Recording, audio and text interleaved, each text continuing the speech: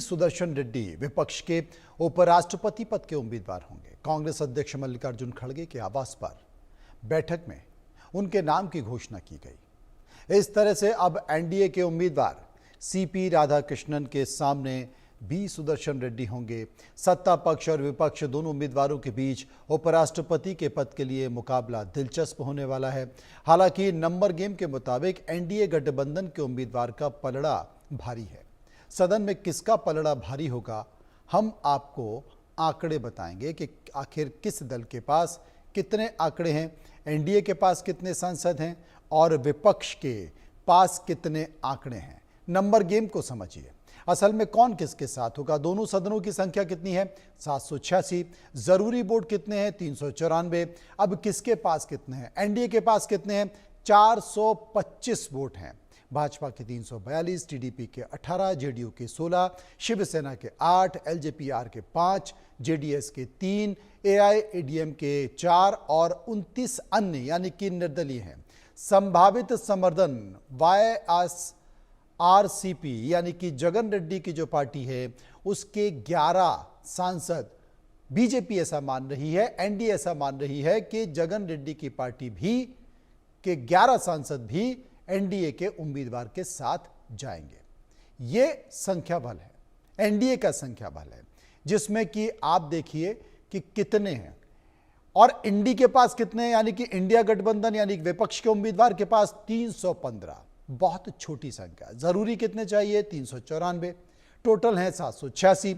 ये जो आंकड़ा है एनडीए के पास कितने हो गए 425, एक बड़ा नंबर 425 के तौर पर। अब विपक्ष के पास कितने नंबर हैं वो भी समझ लिए। 425 के सामने विपक्ष के नंबर फिलहाल बेहद कम दिखाई देते हैं। एनडीए के कैंडिडेट की जीत लगभग तय मानी जा रही है, राधाकृष्णन की जीत लगभग तय मानी जा रही है और विपक्ष के कैंडिडेट के नंबर बहुत कम है, यानी कि इंडिया गठबंधन के पास मात्र 315 अब तक आ रहे हैं, यानी कि 126 कांग्रेस के हैं, सपा के 41, टीएमसी के 41, डीएमके के 32, शिवसेना उद्धव ठाकरे 11, एनसीपी शरद पवार 10, आरजेडी के 9 और 45 अन्य यानी कि निर्दलीय। और यह भी माना जा रहा है कि 12 सांसद आम आदमी पार्टी के भी विपक्ष के कैंडिडेट को ही वोट करेंगे।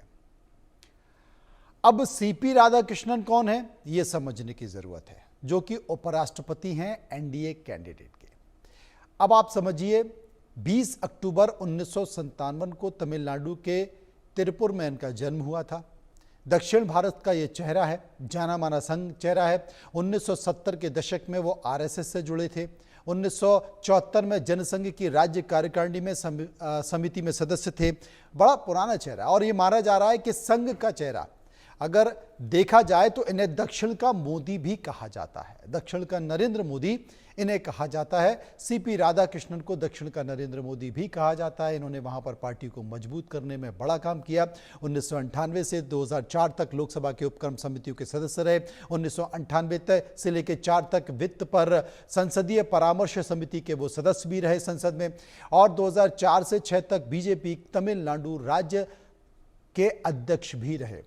अब 2016 से 2020 तक एमएसएमई मंत्रालय के अधीन अखिल भारतीय नारियल जो बोर्ड है, एक उपक्रम है, उसके वो चेयरमैन रहे हैं और केरल के प्रभारी रहे। 2020 से लेकर 22 तक केरल में बीजेपी को मजबूत करने में उनकी काफ़ी भूमिका मानी जाती है। 18 फरवरी 2023 से 30 जुलाई 2024 तक वो झारखंड के राज्यपाल बनाए गए और मार्च से जुलाई 2024 तक वो तेलंगाना के राज्यपाल का अतिरिक्त प्रभार उनको दिया गया। फिर मार्च से अगस्त 2024 तक पुडुचेरी के उपराज्यपाल का अतिरिक्त प्रभार उन्हें दिया गया। ये तमाम काम उनके जिम्मे थे और 31 जुलाई 2024 को महाराष्ट्र के राज्यपाल का पदभार उन्होंने ग्रहण किया और महाराष्ट्र के राज्यपाल के पदभार ग्रहण करने के बाद अब वो इस देश के उपराष्ट्रपति बनने जा रहे हैं। लेकिन अभी मतदान बाकी है। सीपी राधाकृष्णन के बारे में विस्तार से जानकारी दे रहे थे मनोहर केसरी, हमारे संवाददाता इस वक्त हमारे साथ मौजूद हैं। मनोहर, अगर नंबर की बात की जाए, एनडीए के नंबर, विपक्ष के नंबर, तो स्वाभाविक तौर पर 394 की संख्या होती है, लेकिन 394 की संख्या से काफ़ी ज़्यादा यानी कि 425 नंबर एनडीए के पास माने जा रहे हैं। माना जा रहा है कि एनडीए की जीत तय है। देखिए, जिस तरह से आंकड़ों का एक खेल है, नंबर गेम है, और इस नंबर गेम में एनडीए नंबर 1 पे है क्योंकि बहुमत का आंकड़ा उनके पास अभी है। लेकिन एनडीए ये चाहता है कि ज्यादा से ज्यादा सांसदों का वोट जो है सो सीपी राधाकृष्णन के नाम पर पड़े ताकि जीत और ज्यादा वोटों से हो।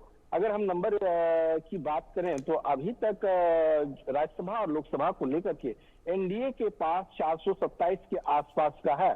और वहीं इंडी ब्लॉक की बात करें, इंडिया ब्लॉक की बात करें, और उनके जो कैंडिडेट हैं वी सुदर्शन रेड्डी, उनके पक्ष में अभी करीब 340 के आसपास है। तो ऐसे में जो 50 से 60 सांसद हैं, जो छोटे छोटे दल हैं, जो क्षेत्रीय दल हैं, चाहे एआईएम ओबीसी की पार्टी की अगर हम बात करें तो एक सांसद लोकसभा में खुद ओबीसी है।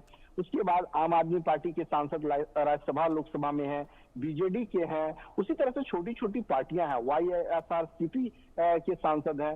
तो इन सांसदों को लेकर के एनडीए और इंडिया ब्लॉक दोनों जुगत में है कि उनके वोट उन्हें मिल जाए। दरअसल इसका दूसरा पहलू ये है कि जब वोटिंग होती है तो वोटिंग पैटर्न के आधार पर कुछ गड़बड़ियों होने के बाद जो है तो अवैध वोट करार होते हैं। तो वैसी स्थिति में चौकस रहना बेहद जरूरी है। इसलिए एनडीए ने अपने सांसदों को 3 दिन की ट्रेनिंग देने जा रहे हैं। मॉक ड्रिल भी होगा, पिछले बार भी मॉक ड्रिल हुआ था, लेकिन करीब 50 से ज्यादा सांसदों को कहा जाता है कि वोट जो है अवैध हो गए थे। तो ऐसी स्थिति में एनडीए की ओर से पूरी तैयारी की जा रही है। राजनाथ सिंह को अधिकृत भी किया गया है कि बाकी दलों से, क्षेत्रीय दलों से बातचीत करें, निर्दलीय सांसदों से बातचीत करें।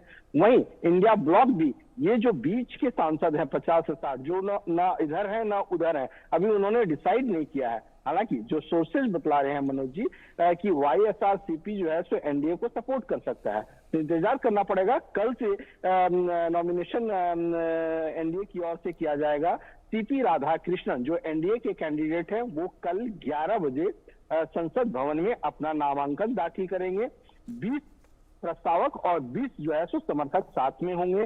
प्रस्तावक के रूप में जो सूत्र बताते हैं कि प्रधानमंत्री नरेंद्र मोदी, राजनाथ सिंह समेत तमाम प्रस्तावक होंगे जिनका सिग्नेचर उसमें होगा। उसके साथ साथ 21 तारीख को इंडिया ब्लॉक के जो कैंडिडेट हैं वी सुदर्शन रेड्डी, वो अपना नामांकन दाखिल करेंगे।